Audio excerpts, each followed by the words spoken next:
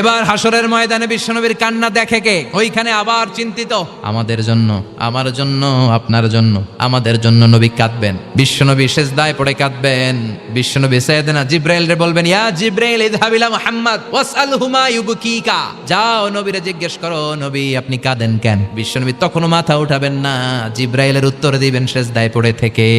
সেজদা থেকে আওয়াজ করে বলবেন, উম্মতি উম্মতি উম্মতি। সুবহানাল্লাহ পড়েন। কি নবী এটা? উম্মতি, আমার উম্মতের কি হবে? উম্মতের কি হবে? আবার আল্লাহ জিব্রাইলকে পাঠিয়ে বললেন, ও জিব্রাইল যাও আমার নবীরে বলো, ইন্না সানুরদিকা ফি উম্মাতিকা ফালা নাসুকাল ইয়াউম। ও নবী আপনার উম্মতের ব্যাপারে আজকে আমি আপনারে অপমানিত করব না। আজকে গোটা দুনিয়ার জিন্দেগিতে যেমনি একটার পর একটা পরিস্থিতিতে আমি আপনার রব আপনারে খুশি করেছি, আজকে কঠিন কিয়ামতের দিনে আপনার উম্মতের ব্যাপারেও আপনারে খুশি করে দেব গো নবী।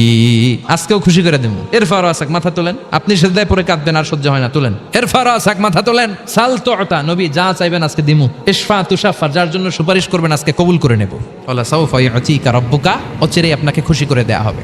এরপর নবী আশ্বস্ত হন না। এবার জান্নাতীদেরকে নিয়ে বিশ্বনবী বিশাল একটা পতাকা ধরবেন। ওই পতাকার মধ্যে লেখা থাকবে আলহামদু। কি থাকবে?